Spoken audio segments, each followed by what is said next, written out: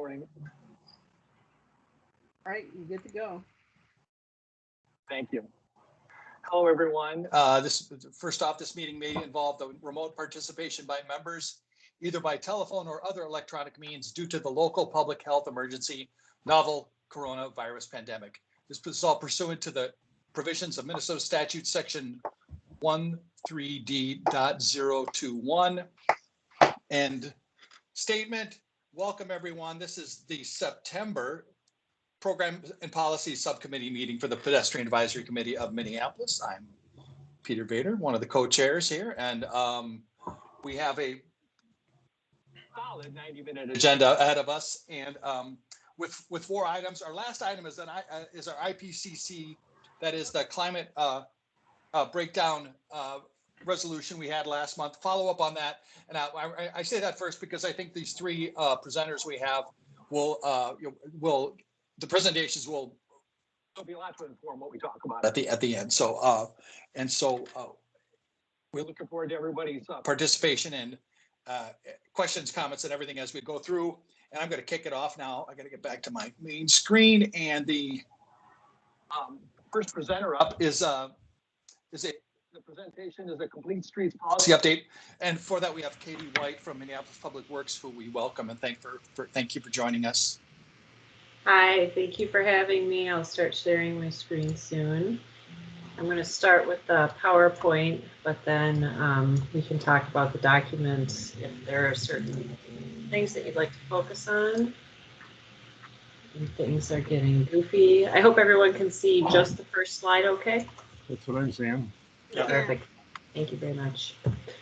All right, so I have been to the BAC subcommittee, and today I'm here for the PAC subcommittee to talk about the Complete Streets Policy update, and we'll go over quite a bit of history and then quite a bit of content for this presentation. I should also mention I'm joined by Kathleen Mail, my manager today, who might also jump in to answer some questions, especially some historical questions. I know a lot of people from this group have been involved in this document for a while and know a lot of the history, and so I'm looking forward to taking your questions. So today I'll cover what are you looking for from us for this? Well, today is just questions on the Complete Streets Policy policy as it relates to the new version today. There's the 2016 version, which we'll talk about, and then today there's a 2021 version. And then I anticipate the full committee might want to put a resolution together. And so that's not a today action, but certainly something that this group could think about. Thank you. So I'll cover the background for the TAP against us as we talk about the Complete Streets Policy, some of the technical work that went into the document, the content, and the new modal hierarchy, which is sort of the graphic, the triangle that a lot of people are familiar with. So, of course, many members of this group very heavily involved in our TAP, and for folks who might not be aware, there were 3 rounds of engagement from 2018 to 2020 that went into the TAP, and it was a very broad base of engagement. It was, big picture, visioning is where it started, and then we got more specific as we got through the engagement process and we got to round 3. But it started out pretty open-ended, and we wanted to hear folks' feedback about transportation in Minneapolis. And one of the things that came up early on in the process was how folks in Minneapolis feel that the Complete Streets Policy is very important, and it's something that we're very proud of, and that it's a resource that we have, and people wanted to maintain it. But at the same time, the feedback was that it needed to be updated. 2016 now is 5 years ago, and a lot has changed in the last 5 years for transportation infrastructure and services in the city. And so we wanted the feedback from the TAP process was that we wanted to respond to developing trends like micromobility and smaller delivery vehicles in the city, and make sure that our Complete Streets Policy was reflective of those modern conditions that have come up over the last couple of years. So in general, the feedback during the TAP was supportive of having the Complete Streets Policy. And there were recommendations to strengthen it by minimizing the role of parking, collaborating with other jurisdictions, addressing winter maintenance concerns, the micromobility, small delivery vehicles or frequent delivery vehicles. And so that was part of this overall feedback that we got as part of the TAP. And so when we, adopted the TAP in December of 2020, we can then say we're using that feedback that we got during the TAP process as the baseline framework for the policy update today, because there was so much feedback that we got as part of the TAP, and we wanted to respect that feedback and move it forward through the Complete Streets policy. So we do have a TAP updated in December 2020, and I'll get to the slide after this, shows the timeline a little bit better.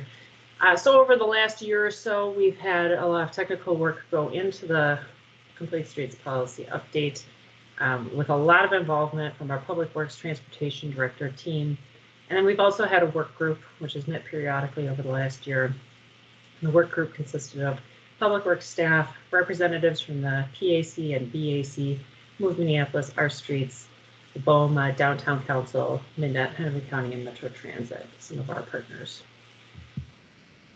I was saying about timeline here, every one of our TAP actions has this little graphic with these categories in it. And we did say that we wanted to update the Complete Streets policy in years 0 to 3 of our plan, so 2020 to 2023.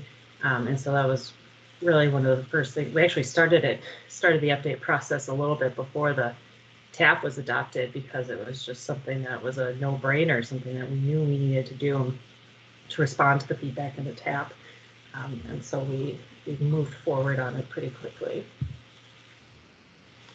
So as the work group got underway and work started on talking about what do we want to see in the policy, we got some additional feedback. It came in as part of the TAP, but then also from the work group itself as these meetings happened, and we got some letters and feedback from our partners.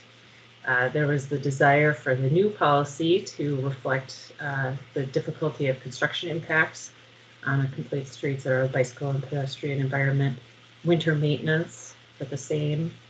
There was also feedback, the last part of our existing policy has an exemption process where a construction project, a transportation investment might not have to follow the Complete Streets policy. And we got a lot of feedback that, in the 4 or 5 years that we've had this policy, we've never used the exemption process. Is it meaningful? Is it something that we need to maintain and move forward? And so we had a really good conversation about that internally and externally about what it means to have an exemption from the Complete Streets policy. We also got feedback that there was a desire for a definition of a Complete Streets process. And, are we talking about a complete street as in a stretch of road, or are we talking about complete streets as in a process by which we create transportation investments? And we settled on the process component, not the road itself, the noun.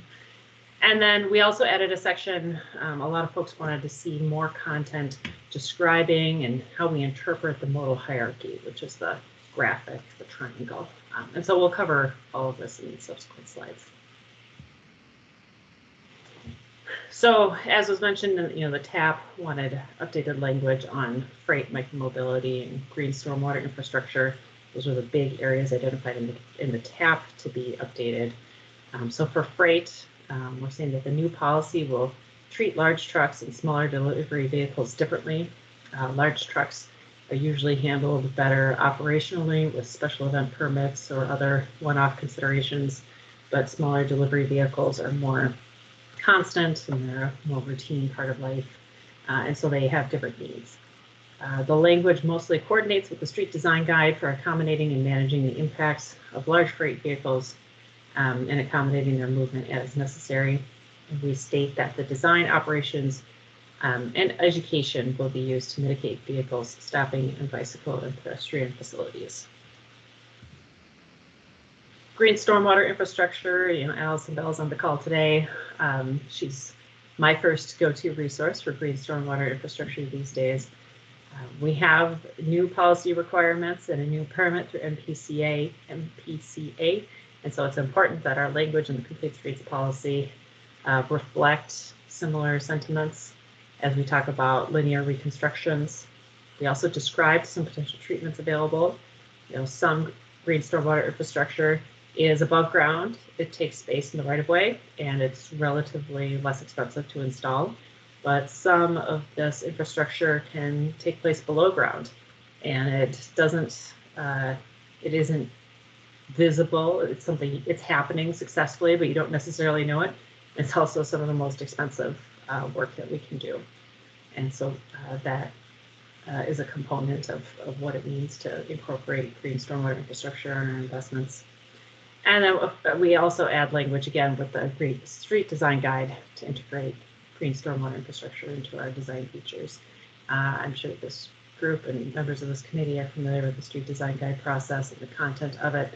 And the Complete Streets policy is we want these plans to work together, but we didn't want to replicate the same level of detail that exists in the Street Design Guide, and so we just point to it, but we're not going to echo the same language because that would be a little redundant.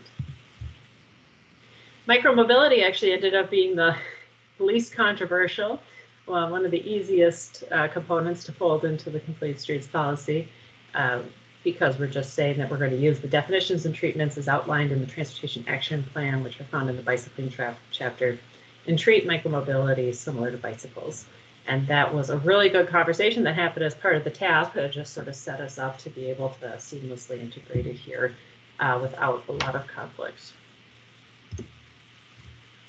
So I alluded to earlier some of the other areas where we were going to make some changes based on feedback as part of the work group process. So when we're talking about construction impacts, we're committing to providing the same level of protection for people walking and biking during construction as during non-construction conditions. And we're essentially echoing what is existing in Street Operations Strategy 9 in the Transportation Action Plan for providing safe, direct, and comfortable temporary facilities for non-motorized users, and inspect and enforce non-compliance at construction sites when they're not being cleared of snow and ice. Winter maintenance, a very similar approach here, where the new policy will continue to highlight the importance of and prioritize winter maintenance as a key element of access for people walking and biking.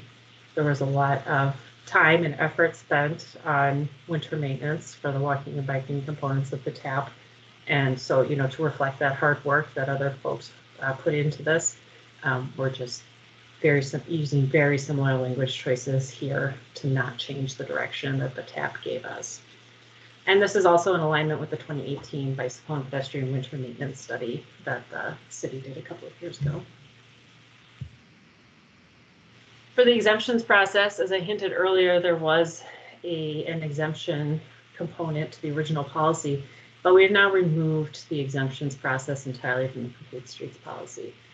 This is because all projects, we're committed to saying all projects will be developed in accordance with our Complete Streets policy. And we have a Complete Streets process, which will get us to the right street with the right facilities on it.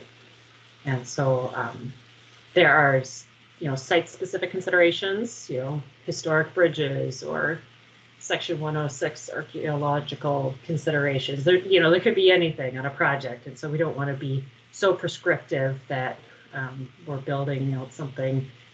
We want to engage with the community and come to an agreement on what the right facility looks like holistically instead of having it be super top down. We're going to build something with those considerations in mind. But in the end, the intention is for every street in the city to have followed our Complete Streets process. And there won't be an exception to that. There was also a real technical conversation at the work group level talking about level of service. The previous policy referenced that we would, work on these transportation investments and provide acceptable levels of service to all modes. And we got the feedback that that was not an important consideration as we do transportation investments, that we would want to prioritize other things besides acceptable levels of service. And so we have removed that phrase and we have inserted language about the importance of traffic analysis and measurement tools, because it's important to, think about what we're doing before we do it. But we don't think it's necessarily a priority to provide acceptable levels of service to all modes as it was outlined in the original document. So we've added language recognizing that increases in delay are not the driving force of design and operations decision making. That is also in alignment with the TAP. That's something that we have in the TAP, and it's something that our partners still use, but we're saying as a city it's not as important to us. So the definition of a complete streets process is found sort of the bottom half of the first page of the document. And I want to say straight up, it is borrowed heavily from Smart Growth America. I do not want to take a lot of credit for this because there were a lot of other very smart people who did this. We have changed it around a little bit, but we've given them credit. We made it clear that we're referring to a process, not a specific outcome. We've made the language more city specific instead of nationally applicable. We've moved a couple of components around that had been at the bottom of paragraphs and moved them to the top of paragraphs. So it's not identical, but I cannot take credit for it because it is borrowed heavily from Smart Growth America. But we want to say we're referring to a complete streets process, not a complete street noun thing. And it's just important that we all agree on what that process is. So that's on the first page of the document. So all that being said, this is the new graphic. This is the new proposed modal hierarchy. Some of the components are very familiar to folks. First of all, we're using the same color scheme as the TAP, so it fits in with the street design guide also.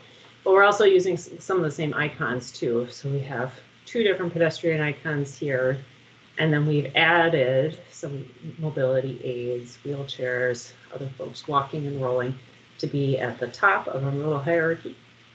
Below that, before we had biking and transit. We've now added micromobility because we're treating micromobility similar to bicycles, so it's in the same tier. Below that, we have auto travel and small delivery vehicles.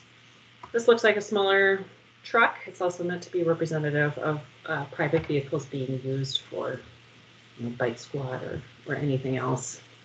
And I will call out on this car, there are 2 people in this car. This car is meant to reflect single occupant vehicles, high occupancy vehicles.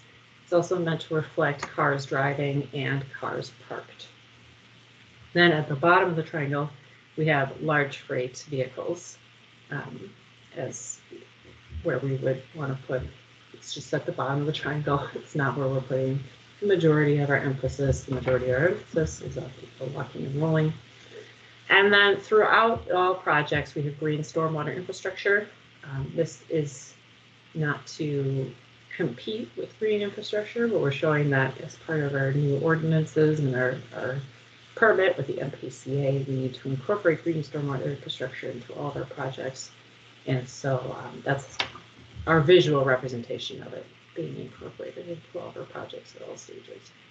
We did add some language about how modes within these tiers are not competing with each other. They're sometimes given an even, sometimes it comes across as if it's an even either or conversation, but these are not meant to be competing against each other. They're meant to be at the same tier. And so that's how we're visualizing that. So I'm almost done, just a couple more slides and I'm happy to take some questions. I just want to reiterate that we're integrating this updated policy with other city plans and policies working towards the citywide transportation goals for the TAP. The documents that we're talking about mostly today, the TAP, Complete Streets Policy, and the Street Design Guide, all being updated, within a year of each other, or, adopted within a year of each other. So real close coordination, using similar language choices, similar values and themes, all pointing to each other and strengthening each other as really important determinations of where our priorities lie. So as I mentioned at the top, I'm here with the PAC committee. The goal right now is to go to the October 27th Transportation and Public Works Committee with eventual City Council adoption, and it would be in November. but this is the timeline where we're at right now. We have built in enough time, I'm pretty sure, someone can correct me, but to have your full committee meet and pass a resolution so that when we go to Transportation and Public Works Committee, your resolution can be incorporated and will have happened, so it can be taken into consideration when TPW meets on this. So that's all my content. I'm going to go back to the graphic just because it's pretty, but I'm happy to switch around other slides based on where folks have questions.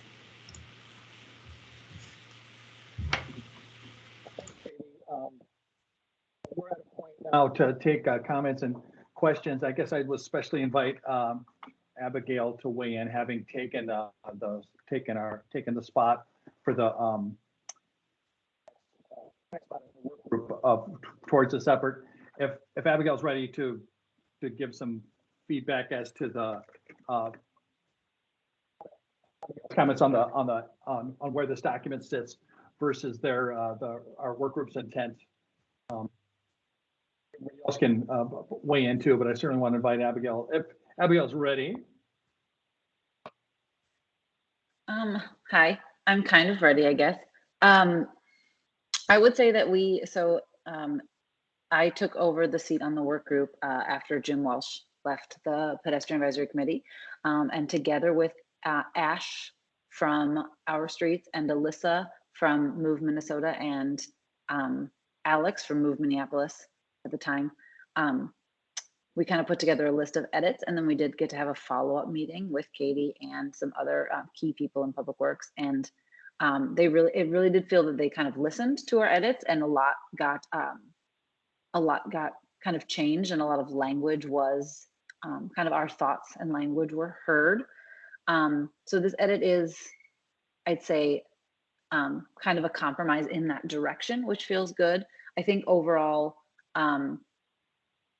it's nice to hear, Katie, you're talking about how now like exemptions are not allowed, because what I saw when I first read the draft was that it felt like the language got watered down to the point that exceptions no longer could like go through a process, but just kind of were like up to the will of the designer. And I think, as everyone on the PAC kind of knows, at the end of the day, they're saying that exceptions were allowed, except for that they've never had anybody apply for exceptions. But you know that we've all seen projects that feel like don't follow this policy. So it's interesting to kind of hear policy creation and thoughts behind it when we've seen it on the ground action. We would say doesn't go up to snuff to the original Complete Streets policy. And now we're kind of seeing a policy that is trying to incorporate a lot of other language into key areas, much more than just freight, that will almost maybe potentially effectively water down this policy. So thank you, Katie, for your presentation, because I think it does make things clearer, but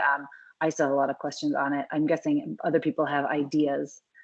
So I want to open the floor, but yeah, I got to give a lot of good feedback to Katie and the team who are doing this. And I think we're where we are now. I can't say that it's not my ideal, but you know, it's not where I was afraid it would be, I guess is what I'll say.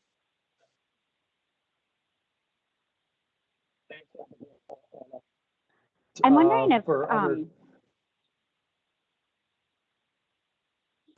hello? Go ahead, Julia. I'm wondering, Katie, if you can address two things.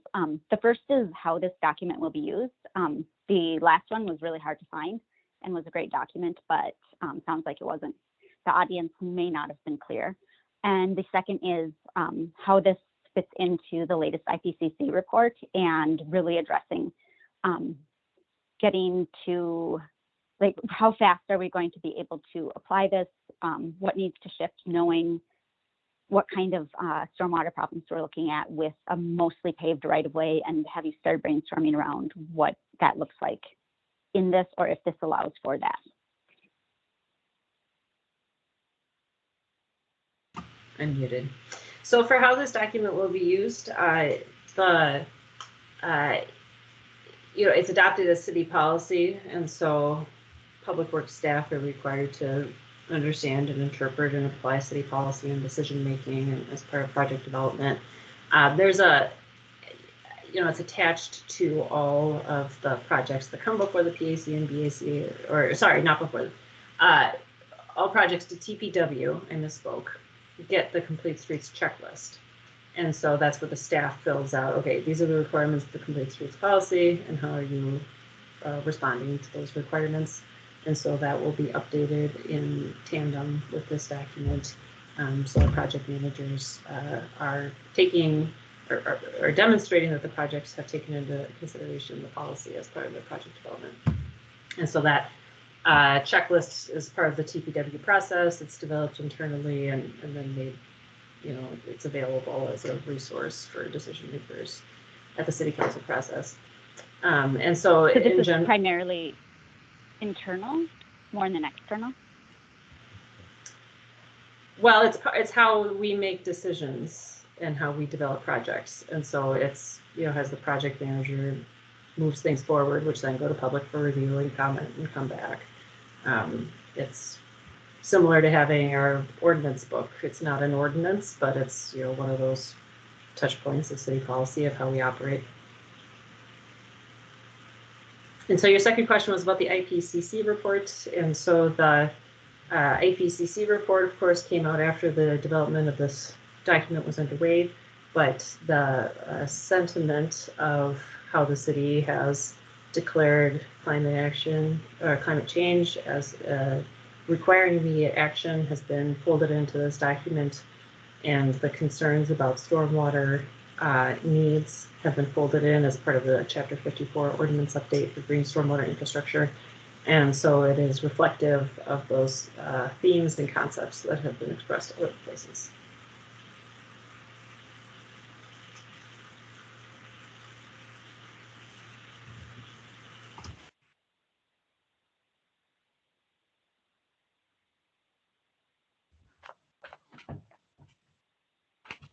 Maybe Peter's muted. Comments or questions? My participation list shows no hands, so we can tap. Ready to, and I guess we'll contemplate our resolution. If there's no other questions, I am curious about how this would function if this precludes things like modal segregation. Seems questionable when a lot of issues are around speed of mode, and when we're needing to have a lot less really paved surfaces that we're having to maintain to the level that we've been. Is it the case that we'd be able to use this modal priority and really rethink streets in a way that isn't about bike lanes as what works for bikes, but more about shared streets? Or really slowing vehicles down to, 5 miles an hour design speeds, that we're not limiting what vehicles are there, but we are shifting how they move. I don't think that would be reflected in this document. I don't think that's there. As in, this document would preclude it, or this document would not, because it doesn't. Right. I don't think this document precludes it, no. Okay, thank you. Thank you for being here today. Thank you very much. I appreciate the opportunity. Looking forward to your resolution.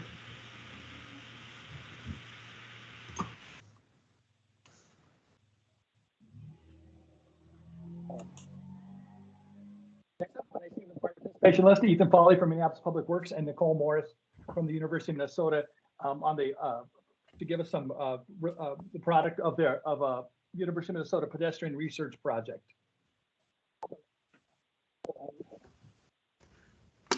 Hi, Peter, and the rest of the PAC. Hi, Nicole. I see you're on as well. Great to see you. I'll just do a brief introduction here, and then I think Nicole will do the bulk of the presentation. Thank you, Nicole, Dr. Morris, for being here. And so just a brief introduction here is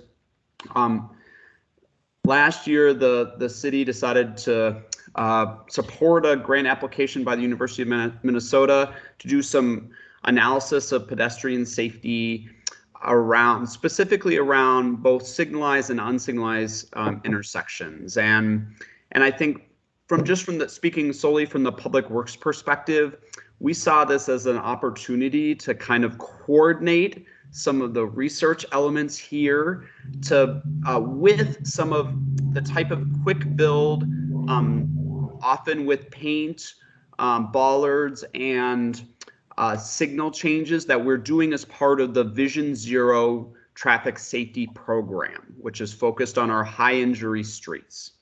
And so we really appreciate the opportunity to partner with Dr. Morris and the university on the elements in here, and are really planning to use some of the results of this to help inform our continued expansion of the Vision Zero program. So with that, I'm going to kick it over to Dr. Morris for the details.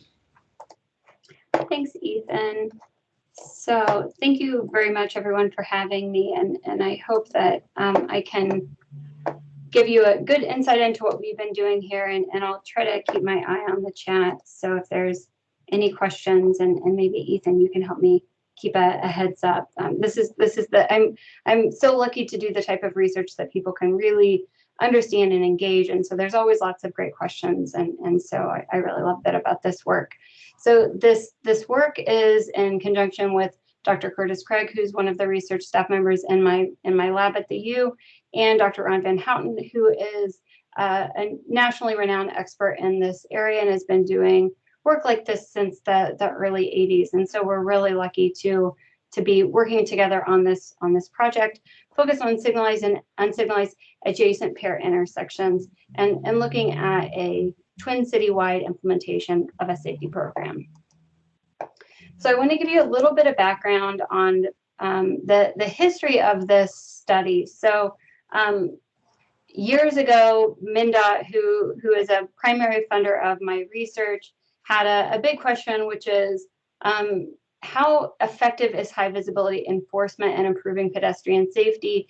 So this was really at a time when everyone was starting to notice what was going on with pedestrian deaths, and they had a lot of questions about what was happening with St. Paul Police Department, the Stop for Me program. Is it a feel-good program, or is this actually resulting in behavior change? So they wanted someone to experimentally look at that research question. So we partnered with Dr. Ron Van Houten. We really did a multidisciplinary approach to this study. So rather than simply look at what the Stop for Me program is, really implement a lot of what Ron had done in Florida and Michigan and Canada. And so really doing this multidisciplinary layered approach. So I'm going to go through this very quickly to give you a little bit of background. So we collected our baseline data prior to our first wave. And this is doing stage crossings at 16 crosswalks across across St. Paul. And we found about 32% of drivers were stopping for us. So we really wanted to drive that number up. So our first wave, we did education and police warnings. So half of the study sites received high visibility enforcement. Police were only handing out warnings. No actual tickets happened at that time. Wave 2 was, maybe these signs are familiar to you. Oh, excuse me, I went too fast here. The feedback signs, so these went up at the second wave. So this is about 6 weeks later after the first wave. And police enforcement began with ticketing. So, we're still doing a lot of education. These signs are updating weekly, and police are continuing to do high visibility enforcement. Into the third wave, so about 6 weeks later, we had all of our treatment sites that were receiving enforcement. R1-6 signs, a single R1-6 sign went up. Again, feedback signs are continuing to be updated each week. And then our fourth and final wave happened at the end of the study. Enforcement was continuing, and we went to what's called the gateway configuration, or a split gateway, where we're using a series of gateway signs. And this is a really nice measure to calm down traffic, and these things really work like a charm, although they do get really battered and are an awful metaphor for the safety of pedestrians in the road. So this is what the shape of the data looked like then. So the red line are treatment sites. Just by sort of chance alone, they were started off a little bit worse than our generalization sites. So these are sites that we are hoping to change through a citywide movement, but they're not receiving any active enforcement. or treatment. So you can see everything started just around 30. And by the end of the study, we pushed things up into around the 70s. And so this was a really successful study. And but as any good research study does, brought new research questions with it. So really our new research questions were, can we expand a program like this to signalized intersections? We were only looking at marked unsignalized crosswalks in that study, and many pedestrians are killed at signalized intersections. And so how can we potentially expand this into those? And then one of the most important questions was, what was the result of the effect? Did it really come from enforcement? Did it come from the engineering changes? That's where you really saw the biggest jump in that data. But of course, there's a time component. Perhaps these treatments are additive or super additive. And our research question with that study was not to tease out the strength of the individual treatment components. It was to look at the program itself. So we really wanted to look at specifically, could you do a program like this without enforcement? And do you need enforcement? I'd like to say that this was a really timely study. This all happened years ago, but today, when we were pitching this study, and today it seems even more important. So our research plan was to expand this to signalized and unsignalized intersections. We really wanted to push education and outreach again, but we know that knowledge of pedestrian laws and the crosswalk law is often lacking. And we wanted to look at some low cost, easy to install enhancements. And of course, anything that's more robust is always better. But we have a massive transportation system, and we really need to look at what types of changes can we make in the intermediate to try to make things safer for pedestrians, rather than looking a little bit further into the distance. And we looked at what's called what we're calling adjacent signalized and unsignalized, because we really wanted to look at kind of trying to package intersections together to capitalize on what we know are sort of time and distance halos. So you go through one treatment and it sort of has a time and distance effect on drivers that they'll continue to for lack of a better word, behave beyond that for a little while. So this gives you a sense of the scope of our treatment sites. So those that are receiving engineering treatment, and those are what we're calling generalization sites, those that have no treatment across the city of St. Paul, which is quite sprawling. We tried to get as equitable as we can. And we also took a really data-driven approach. So we were mining through crash data, looking at where we have the areas that are most prone to pedestrian crashes, and also working closely with the city to see which of these could be eligible for potential changes. Where would they be willing to do the treatment that we're asking for? So you can see those that are not filled in boxes. Gray are those that are not treated. Blue are those that are treated. And then the more rich blue signs, these are where our feedback signs are going in. So these are these weekly feedback signs that update with the location, or update with the latest numbers for our study. So this is what St. Paul looks like. And my team is out at all of these sites twice a week, every week. And Minneapolis isn't in a nice PowerPoint shaped map. So my apologies for breaking this up, but we have North Minneapolis kind of broken out on the left, and then at the bottom, South Minneapolis. And so we sort of kind of went through this elongated pattern. And again, we were trying to take a data-driven approach and really leaned on the city to look for where are they able to do treatment implementation, and really looking for these nice eligible adjacent pairs. One of the challenges in Minneapolis, different from St. Paul, is St. Paul often marks unsignalized crosswalks, and Minneapolis does not. And so Minneapolis agreed to mark these crosswalks for the research study, so we could have an equitable comparison across the cities. The new thing that we were trying in this study is what we're calling the Twin City Safety Pledge, or Safety Cut Pledge. And so a way to try to increase awareness of the crosswalk law, really sort of try to get some nice common sense, easy to follow guidance about traffic safety for drivers, pedestrians, and cyclists.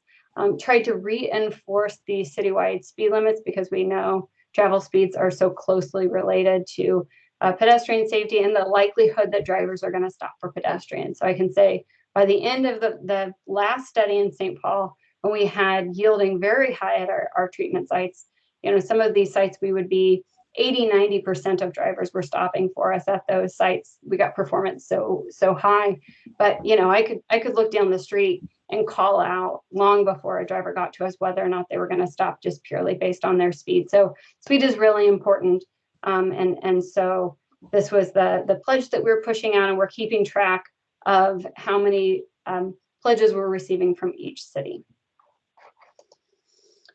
Okay, and this is our preliminary data. So this is pulling the averages in from both cities across all of our sites. So things weren't looking so hot for Minneapolis and the baseline, and this is prior to those markings going in. So once the markings went in that first week, we did see a really nice jump. I mean, it was a noticeable change, and you may be thinking, you know, 30% of drivers or 35% of drivers is nothing to brag about, but it really was like night and day once those markings first went in, where we went from going out to these sites and getting not a single driver to stop for us in the 20 attempted crossings that we made to actually starting to see people stop. And so that was really fun to see. Now everything is looking pretty flat for both cities. And so we've sort of been in a perfect storm of events, dealing with COVID and all the other sort of shortages and budget issues and backups that we have in sort of every domain of life. And so both cities have been really having a hard time getting the planned implementations going. So we did have that kind of initial bump. We've had a couple changes that have happened as of late. One number that you can't really see very well in these averages, but is Chicago and 15th. And that one, we really started to get up to about 70% yielding, which was remarkable when we started at maybe 15%. But there was a traffic signal that had been deactivated and it was turned into a four-way stop while some construction was underway. That appears to have been kind of modifying traffic in a way that was really working to our favor and letting those bollard bump outs really work their magic. And we were getting really good numbers. But now that traffic signal is operational, speeds are back up, these big packs of vehicles are going through, and pretty much all of those gains have been lost, which is really hard to see.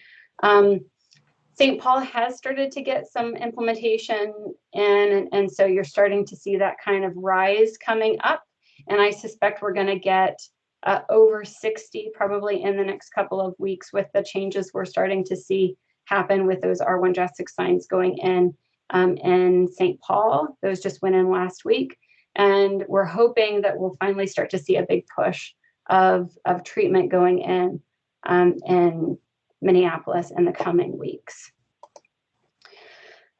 So couple sort of big takeaways, which I know that's a very lackluster graph. So I'll see what I can glean for you out of it. Really big picture. I mean, it's clear that Minneapolis is lagging behind St. Paul in driver compliance to the Minnesota crosswalk law.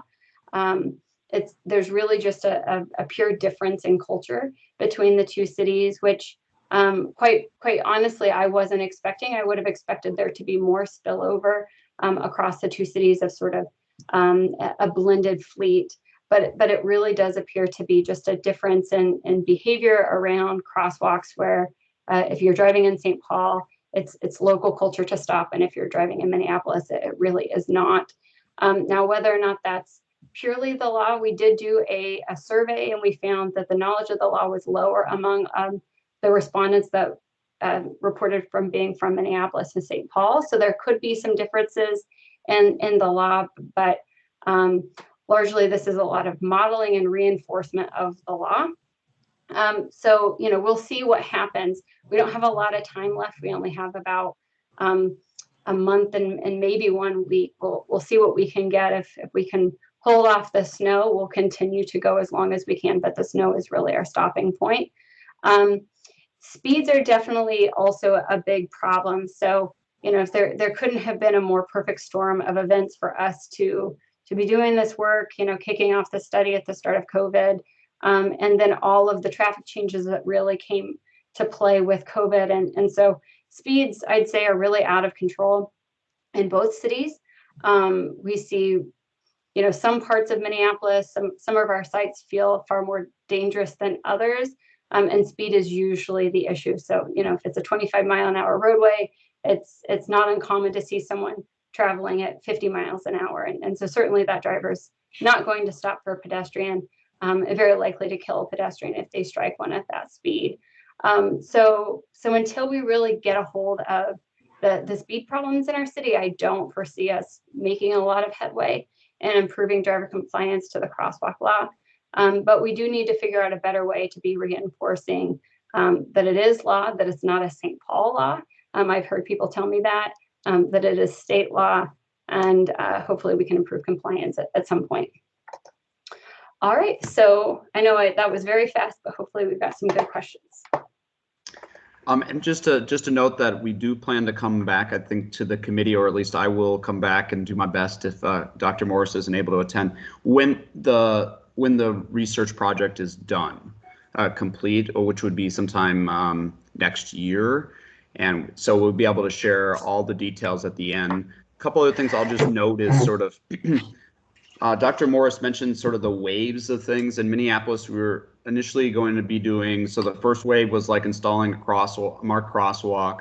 Second wave at unsignalized intersections was at some sort of bollard improvement, bollard median, or bollard bump out. As was mentioned, we're a little behind. We still haven't implemented all of our phase 2 improvements at all the locations, which I think is impacting our data too, likely. And then at signalized intersections, it's mostly like bollard center lines and some bollard bump outs as well.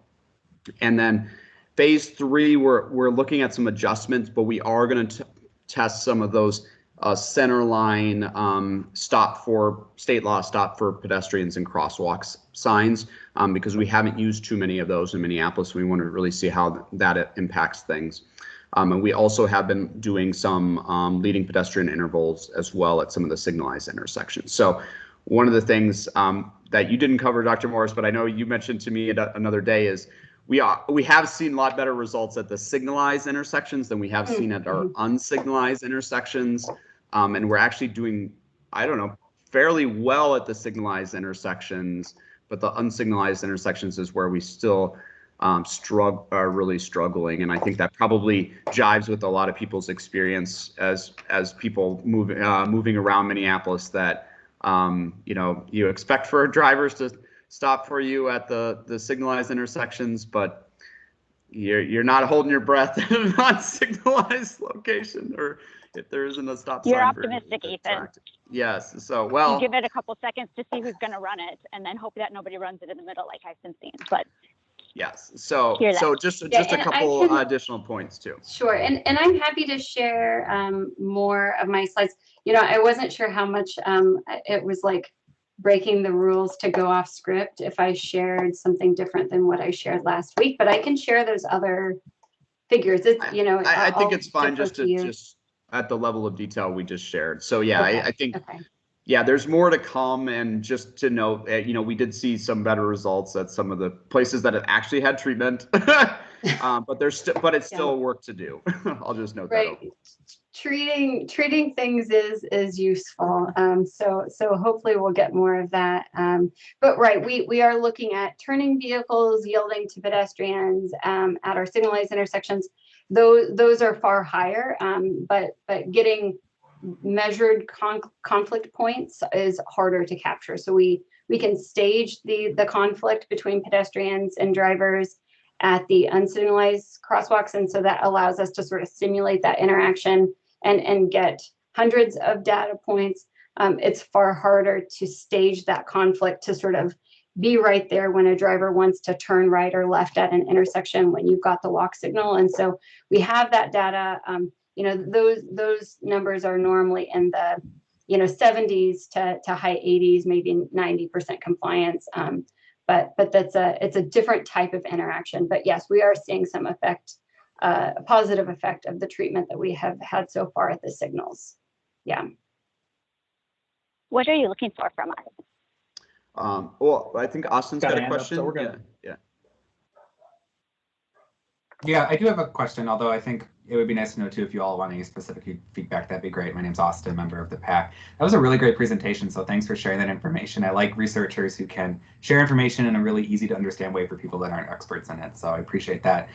I think, yeah, the idea of more information is certainly great. Like when you were giving the presentation, I was thinking, well, are there correlations between stopping for pedestrians in like neighborhoods of different socioeconomic statuses, neighborhood design, things like that, more like neighborhood effects of these this study as well. So that would be like my first question. If you could speak to that, that'd be great. My second question might be a little bit more controversial, but I'm curious to know your thoughts on automated enforcement remedies for this problem. I'm from Illinois, so I'm very familiar with like red light photo enforced intersections. In Chicago, we have speeding photo enforcement as well in certain safe zones. I'm curious to know if you all have any thoughts on that or I do. this. I have published papers on the topic. Yeah, so to your first question, I mean, I would say that there are obvious differences that we can see across the city. I would say the differences are a little flatter in Minneapolis just because we're kind of at a floor effect. Like things are so bad at like you can't get much more bad than bad, and so there's just varying levels of bad for the yielding at the unsignalized intersections. But I would say that our North Minneapolis sites tend to be slightly worse performing than our South Minneapolis sites, but not in a huge difference. They're both pretty bad. But I will say that I probably notice higher speeds at some of our North Minneapolis sites than our South Minneapolis sites. But again, it's a close call. In St. Paul, same thing. We have sites up on Maryland Avenue on the east side of St. Paul. Those tend to be worse performing than our couple of our sites that are in Highland Park and St. Paul. So differences do exist depending on kind of the socio-demographic components of the city. But even Maryland Avenue, when we started back in 2018, that was a really poor performing site.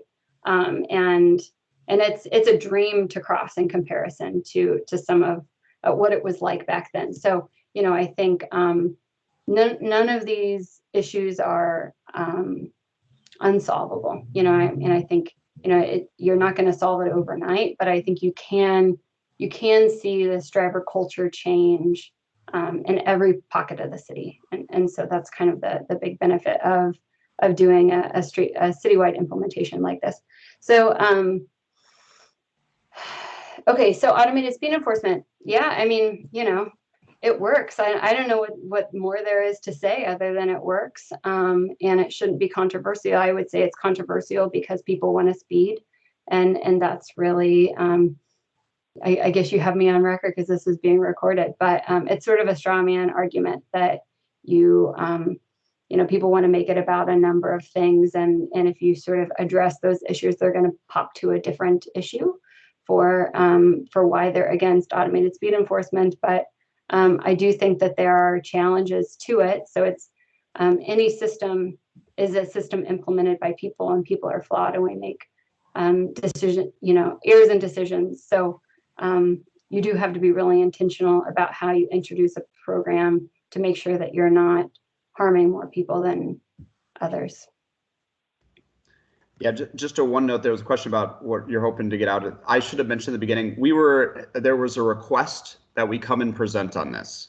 So we are fulfilling that request to share information about this program and just be able to answer questions. So that's why we're here. We're not asking for a resolution or anything like that, but want to know it's of interest for this committee and wanted to share kind of where things are at, and then get set the stage for coming back in the future. And I also note on automated enforcement, it's on the city's legislative agenda to get the legislative authority to do camera enforcement, and that's something that we're working towards, and and we do need legislative approval for that. And as Dr. Morris mentioned, there are a lot of details that have to be done well, and I would say especially on the equity side, and making sure that there aren't creating unintentional more pathways to the criminal justice system, especially for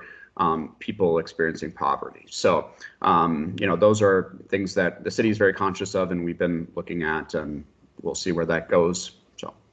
And I put in the chat a link to the website that we have for the study. So if you want to take a dive, we update the numbers each week, and you can see the study site locations and some of the results from our surveys, and the pledge, and all the things that you might want to know. But you can always email me. I'm going to type my email in the chat as well.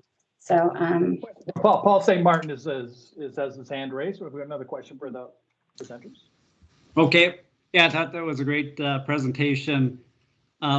So Nicole, on your kind of conclusion, you said speeds are up in Minneapolis and St. Paul. Now the speed limits have been reduced in both cities. So I'm wondering if for Ethan, if city of Minneapolis is doing any speed studies to see if that's had any effect on reducing actual speeds. And then as a follow-up, I know automated enforcement is big, but I think it's going to be a while before we can get that approved by the legislature. And traffic enforcement by police officers is a controversial issue. So what ideas do the two of you have to try to reduce speeds without using automated enforcement or traffic enforcement by police officers? Any brilliant ideas? Well, I think this could be a whole nother topic for a future meeting. Maybe Peter, you can cut me off when you have to. But a couple things. First of all, we have done some initial studies more focused on some specific locations where we were using dynamic speed display signs, which are those like your speed is signs in coordination with the reduced speed limit. And we were seeing very positive results at those locations. We are planning to do a comprehensive kind of post-analysis of the speed limit change next year. And so part of that is just giving time. And this is a nationwide challenge right now. And it is, I think what we see is you see the extremes at the higher end. And and those, let's be honest, those folks aren't listening to the speed limit, period. Like if you're doing 50, it didn't matter if it was 30 or 25. And so we wouldn't expected the speed limit change to frankly impact those folks in and of itself. And so we do want to give time for things to settle down just a little bit, and so we can get a better comparison before and after. So we are planning to do that next year. So okay. And I have lots of ideas on speed, and we are working on some of those things. It's definitely a big priority, but another time maybe. Okay. I mean, I can go on for hours about speed limiters and how I don't think that's a controversial subject, and I don't think that your car should allow you to speed, but maybe that's also for another time. I do think, there are market differences between the two cities and how the police departments enforce traffic safety. And so, it's definitely something that we'll be doing our best to capture. It's hard to experimentally control for, but it's one of those things that we can't discount the effects that we're seeing between the two cities and how the two police departments enforce traffic safety. That's basically very close to the question I have, which is, at least in my experience in Minneapolis, police are absolutely constantly breaking basic laws around pedestrian safety in particular, blocking sidewalks and all of that. And when you talk about a difference of culture, I'm wondering how having city officials model dangerous behaviors, if you're able to compare the behaviors of different city agencies or across the city police departments.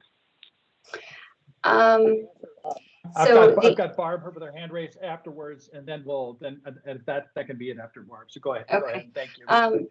So to answer your question, yes, that is measurable in some way, and I am measuring that, and we will be able to show that to some degree. So I'm not making those results public until the study is over. But I promise you, we will have that information, and it will be, I think, very revealing. Thanks. Ethan, this is for you. You were talking about when you put up those signs that read out what mileage you're doing, how fast you're going. Is it a budget issue that they aren't used more often? Or is it just you're making considered decisions on where you place those? Because I think they're helpful. I think they're helpful to anybody who's driving. And I wondered if it was a budgetary issue or if it's just you're making specific decisions about high traffic areas. We have expanded the number of those that we have. You can request them, and we move them around because we find they are most effective when you move them around. And so that's kind of why we do it that way. I think St. Paul has a bit more stationary ones. But honestly, we continue to look at all those things, and it costs money, and we do have a number of them. We think it's worth the investment, and there is a balance, of course, of resource and capacity and value. And so, but those are among the things that we consider. And I certainly not be opposed to us having a few more, and I think we very well may have some more in the future. So neighborhoods can request them for specific. Individuals and neighborhoods, and it'd be a 311 or we have a form online too. So you can. So, and we get a ton of requests, and we respond to that, but also to data, and trying to make sure we get them around the city. And so, Okay. Thanks. Yeah, thanks so much for having us. Really appreciate it. Thanks for being here. Thank you, Dr. Morris. Thanks, Ethan. Bye-bye. Bye, everyone. Beginning. Thank you for hanging in there. Allison is here from Minneapolis Public Works to present on green infrastructure. Welcome. Hi, everybody. So I'm going to share my screen. So I was asked to come today to give this committee kind of an update and overview of our green infrastructure program. So I have been the green infrastructure coordinator for almost a year now. So my role is half with our transportation planners and half with our surface water sewer division to get green infrastructure on our roadway projects and our transportation projects. So I thought today would be good to talk a little bit about a program summary and update. Katie touched on something really important earlier today, and that is the impacts of this stormwater ordinance on the way we can develop in the city. And then I just wanted to briefly let the committee know of a few things that we keep in mind when we're implementing green infrastructure on our transportation projects to make sure we're aligning with and bolstering our existing safety improvement projects. Just as a request, before you get started, if you can help us tie in like how this relates to the IPCC reports and what's expected with 1.5 degrees Celsius minimum temperature increase, that would be awesome to help minimize questions. Sure. It's great to be on a meeting where people are asking for that and not arguing with me about whether or not that's true. So I'd be happy to do that. Okay, so this green infrastructure program in the city started off as a voluntary program coming from calls from the community and from our council members to basically just be incorporating green infrastructure to do better and to address climate issues and racial and environmental injustices. It has grown now as thanks to a stormwater ordinance update, which I'll go over. So we now have both a voluntary and a regulatory piece of our program. Because this program started off in transportation, it very closely aligns with our transportation goals and does not contradict, but works together with them. And I'll show you some examples of that.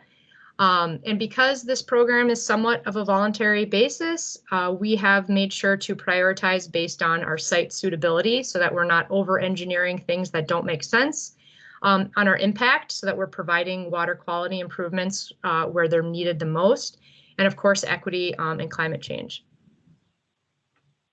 So first, just some real quick definitions. Our green infrastructure program is really split into two entities. One is what we call sustainable landscaping, and the other is green stormwater infrastructure. So sustainable landscaping is going to be actions like preserving existing trees and adding trees, native landscaping and pollinators, and reducing impervious just as a policy. Whereas green stormwater infrastructure is things like bioretention and tree trenches, designs that are made to manage stormwater in addition to adding green space and letting the water stay where it falls, which is kind of the nature of green infrastructure. Any questions on the definition, just so I don't lose anybody if I go too far? Good. Okay.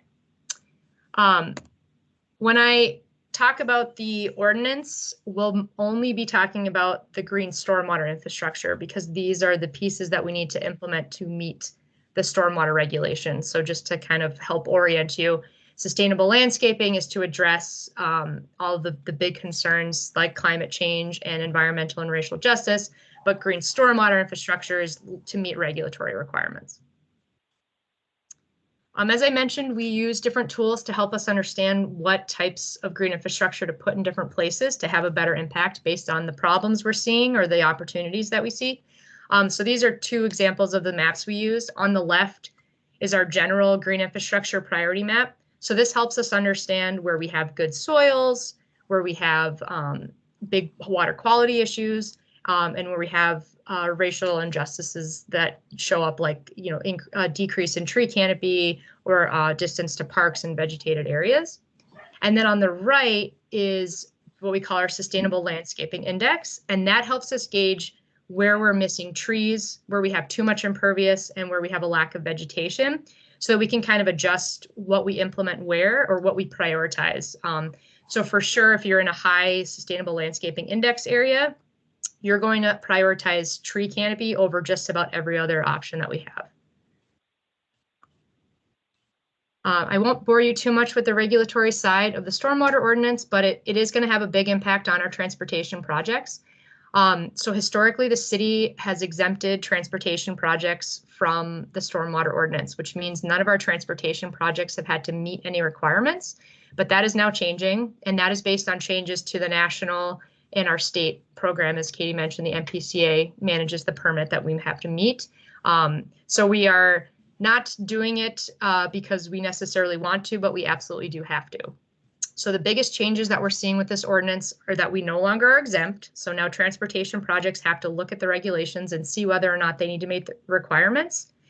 And those requirements have decreased significantly from what they were before. So just to lay it out there, the ordinance will go into place at the beginning of 2022. So all of our projects moving forward that are being constructed next year will be subject to the ordinance. You trigger the ordinance if you disturb over half an acre. So just to help visualize that, that's about a little more than half a typical city block from right-of-way line to right-of-way line. And it wouldn't include things like individual intersections or medians or anything like that. That would be very unlikely to trigger the ordinance. So these are a little bit bigger projects, and the area has to be connected. So really you're looking at primarily your larger reconstruction projects, but sometimes you might have a linear safety improvement that might trigger it. And if you do trigger it, there's just three big components you have to meet. And the only one that really impacts, or the only two that really impact how we design are the water volume control and the water quality control. The last is a rate control, and it's kind of more for engineering nerds, but it's just making sure water doesn't leave the site faster than it did before we developed. But because as a city, we are generally reducing the problems that create peak discharge problems, which is impervious areas. We don't have to worry too much about that. But just high level for the volume control, it means we have to do this calculation, or based on the project size, we have to provide space to infiltrate a certain volume of water. So that means that you have to have a bioretention area or a tree trench or an underground storage treatment that takes in runoff from the road and removes the pollutants. So you have to provide space equivalent to that volume. And I can get into the nitty-gritty of that if anyone's interested.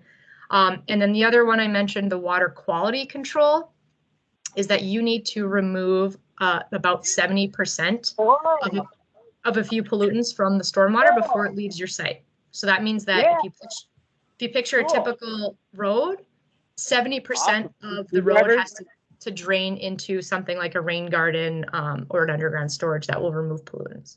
So just to give you a general sense of, how that would impact a typical project, as we're all competing for space in the right of way, this is going to come in there, and we're going to have to get a little bit more creative about how we find space to meet this requirement with, while aligning with all the other priorities that we have in the right of way. Okay, so I would also say that we're providing a ton of training on this ordinance, how to meet it. We now have a website focused on green infrastructure and how it can meet the stormwater ordinance. We have recorded trainings with yours truly, providing a series of overviews of how to meet this ordinance and how it impacts our projects. So for sure, if anyone's interested in learning more, there's plenty of resources to point you to and plenty more being developed right now. So outside of the regulatory side of things, we are still making sure that our green infrastructure program lines up with our transportation goals. So I just wanted to make the committee aware of what we're looking at from a green infrastructure perspective when we're proposing something within the right of way. We are always coordinating and making sure we're providing the right clear zone and space required. I know we don't like to do minimums as much as possible, so we do try to work within those without taking up too much space. We have a lot of rules and regulations around the slopes adjacent to pedestrian and bike spaces. We typically add additional buffer spaces if we're going to have any sort of small rain garden that's going to have a depression. We want to make sure we have extra safety, including that we have a minimum or a maximum drop of only 6 inches. And once you get deeper than 6 inches, we do require a vertical barrier. I will say that we do try to avoid vertical barriers adjacent to something like a heavily used bike path that, we're worried about that creating its own problem. So we do keep all of those things in mind, and those are all things that you all can look out for on projects when you see green infrastructure. Just wanted to show you kind of what this looks like in practice. So on the top is your typical protected bike lane that we've seen proposed and we've seen go into the city, and it's just concrete.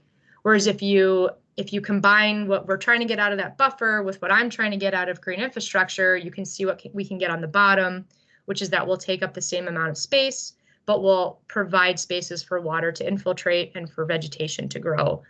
So we reduce that impervious area. We treat the stormwater, and of course, we create a beautiful place for pedestrians and bikes to go by. So just to show you what we come up with, basically, are these standard design approaches. So we have our typical safety improvements, whether it's this protected bike lane that I'm showing or bump out curb extensions.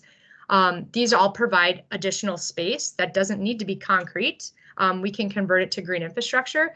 So what we do is we work on that on a project, and then we create a standard design with it. And we make sure everybody looks at it to make sure that we're not conflicting with anybody and that everyone's comfortable with any safety concerns. So just want to point out a couple things we took into account for this design you see here, which, sorry, it's an ugly engineering design, but it's showing basically, just as you go from left to right, if you're looking at, left over here is the bike lane.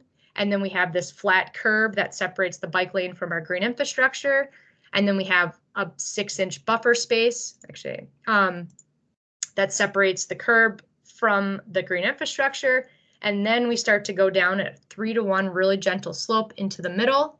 And then we have our green infrastructure pond water in the middle, and then goes back up to a traditional curb and the roadway on the other side. So we made sure that we had sufficient space between the bike or ped space and then that extra buffer and then a gentle slope. So those are the types of things we look at when we're putting green infrastructure in the right of way and along with these projects.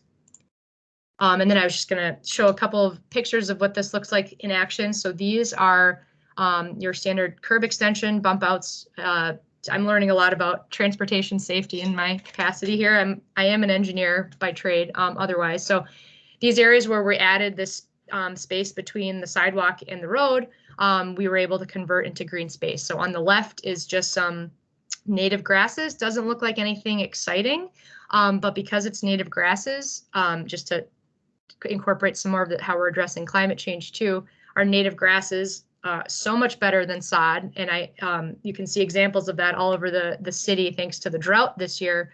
But those native grasses will go deeper into the ground, their roots, so they're able to get water from much deeper than our typical sod. So we need less water. They're also hardier, so they need less pesticides and herbicides. They need to be maintained and mowed less, so less resources go to that. And then they help break up the ground, if you can picture that, with the roots going down. So water's able to go down instead of running off like it does on sod and concrete. And then on the right is kind of even an upgrade from that, where we have some curb extensions that's up in Hoyer Heights in Northeast Minneapolis. And you see we're able to put a little cut in the curb. And then we have a little pre-treatment that the water goes through to take out anything really nasty. And then we have beautiful native plants and flowers that can soak up the rainwater and just improve the aesthetics of the neighborhood. So that's my general overview, just to touch a little more on what we're doing about climate change and how we're addressing that. So I mentioned the sustainability or sustainable index. So that's a big tool that we can use to help address some areas where we have, really poor performance, and we really need to see that tree canopy cover. That will help address one of our biggest impacts here in the city, which is our urban heat island effect. So it's a big tool we use. And from that, we are on every single project working very closely with the Parks Board to make sure that we are adding trees to projects where we can, and basically planting in every possible free space that we have. So that's a very big deal. And then, of course, in general, if we can get water to land and infiltrate where it lands, instead of picking up speed, heat, and pollutants, and going very quickly to the river and causing erosion concerns and water quality issues in the river, that's our main goal, is to protect that water quality resource and get water back into the ground where we can all be using it, instead of having it rush away very quickly into the river. I can speak more to the report or some of the techniques we have if that wasn't enough, so just let me know if there's specific questions about that.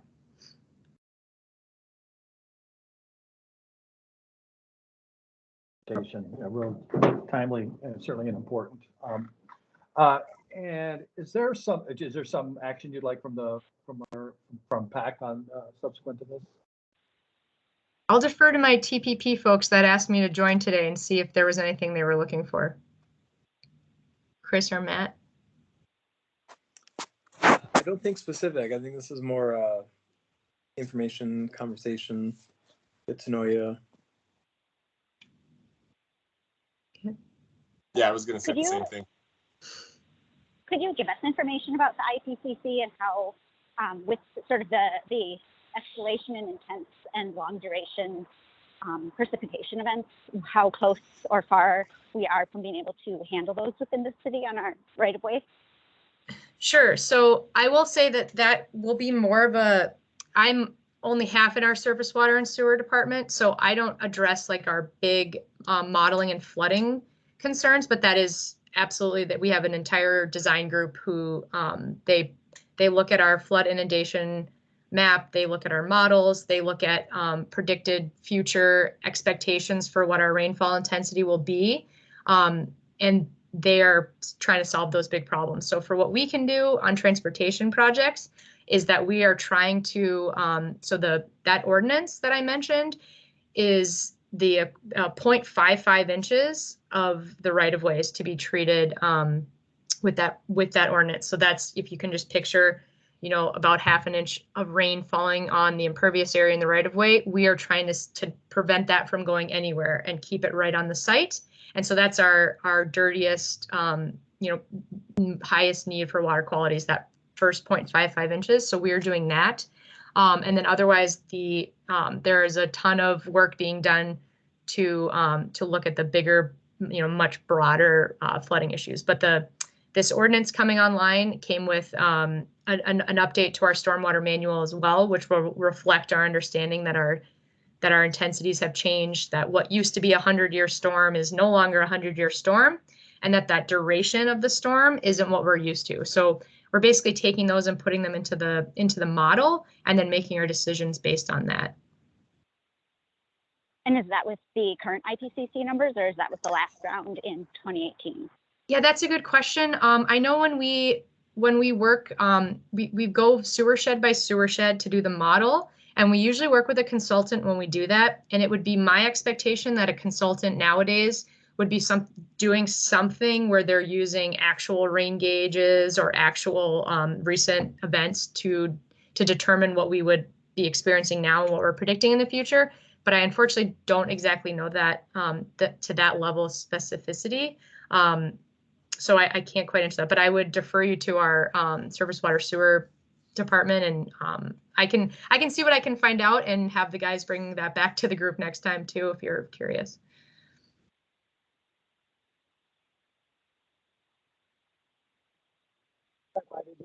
At whatever rate?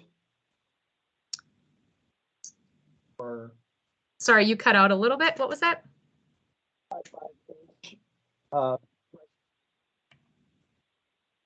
Shoot. Or a day, or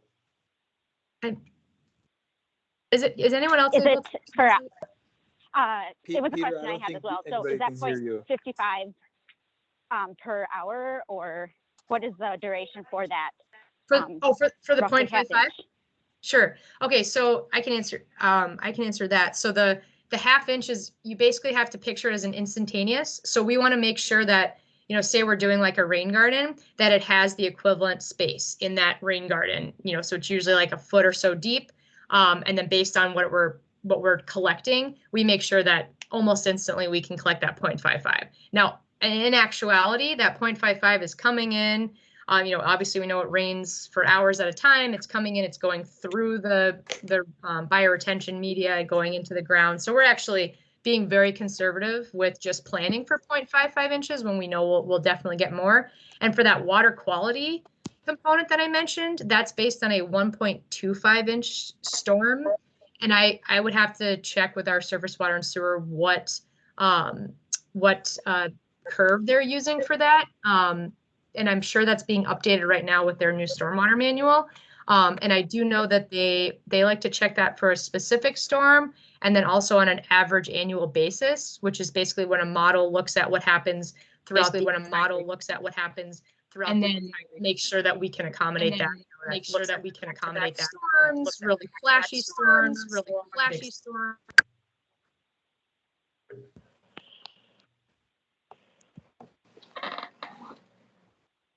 all right, looking for other hands for any questions or comments for Allison Bell.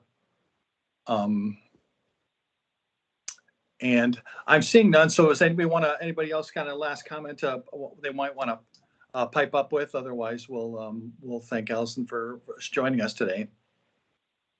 I've got a lot of questions, but it seems like it might be best to call in. Okay. Since we've got such limited time. Thank you, Allison. Thank you. Thank you. Thanks, Allison. Thanks for being here.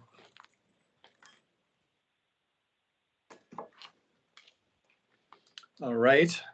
How am I coming across now? Better.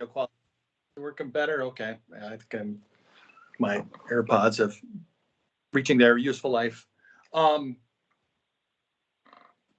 We are left with a follow-up on our IPCC resolution from last month, and where we took I guess a more generalized approach. We wanted to revisit it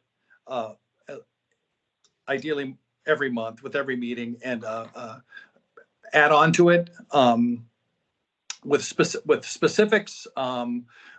Julie and I generally have had some discussions on the topics of I guess Julia mentioned it earlier, the topics of getting to depaving to streets that a depaved street is a 5-mile-an-hour street, which is a street for everyone. And particularly on the as it relates to the cataclysmic water events that we hinted at in the last presentation, the rain, just unprecedented rain levels in a given day or storm. Julia, you want to expand on that? I think just, I don't know if I can expand on it succinctly or very well, but sure. Basically rethinking how we're thinking about streets, knowing from what we've seen in the policymaker summary of the IPCC that we're looking at increased rainwater events and that we really need to be addressing the permeability of our right-of-way and thinking about where there's opportunities for that to dovetail with greater walkability, with mixed modes. I think a lot of us realize that having separated sidewalks doesn't really feel great when the cars are going 30 miles an hour adjacent, that we still can't hear one another. We still don't feel safe crossing streets. So it's not just about mode separation. It's really about the speeds of vehicles. And even when there's bikes on the sidewalk, it's so often about how much faster are they going than somebody walking? Is there enough space? And are you aware of them approaching? So kind of thinking if we were to rethink the right-of-way and prioritizing what we know needs to happen, or we see things washing out and losing that physical infrastructure, what might that look like, and what insight do we have as the PAC to think about that and discuss it, and then advise the city on it.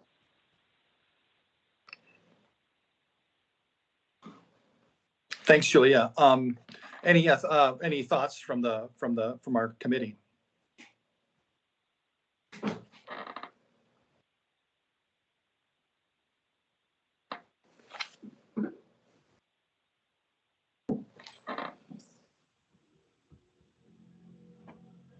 Okay. I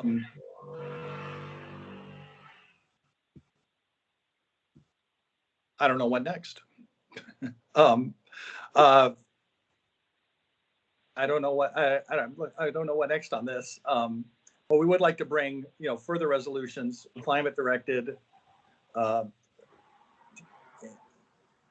bring up specifics, bring up the pedestrian nature of all of climate action, and we're really looking for all the help we can get from our fellow members here on that. So without more discussion on that, we have a couple of minutes. Anybody would like to weigh in on our complete streets policy? What resolution we might direct towards the first item on our agenda today, which is a big old subject. So any thoughts on the complete streets policy? A resolution will write towards that. It can be drafted outside of this meeting, of course, but so we'd like to hear anybody's reactions to the presentation. All right.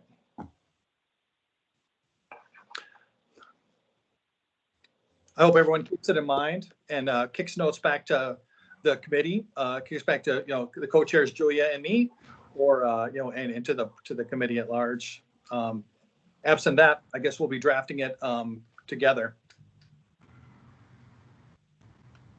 And I'll just speak to, I definitely feel like all of us are strapped for time. This is all volunteer. But if you all need help with drafting stuff or reviewing things, you can keep me in mind and I'll try to help out as I can. I think they're both interesting. I just don't know where to start. So I feel like if you folks have ideas on where to start, you can plug me in where you think is best and I'll try to help out. Yeah, thanks, Austin. I appreciate that. And I'm kind of weighing it myself. It's like, what, is our resolution going to reflect mainly our opinion, are directed to the changes, like what changes from Complete Streets original of 2016 versus what's been the changes that were incorporated with this last one. And I guess I'm gonna get with Abigail after that too, and hopefully get more thoughts on the nuances of the degree to which they incorporated the changes or did not incorporate the edits that Abigail and her work group recommended, asked for, etc. And that brings us almost up to 6 o'clock. So if anybody has any other any announcements that might be PAC or PNP related or relevant. 3, 2, 1, and that is 6 p.m. Thank you everyone for attending. Another great, well attended. Appreciate everyone's ears and eyes on this, and we'll call it adjourned. Thank you.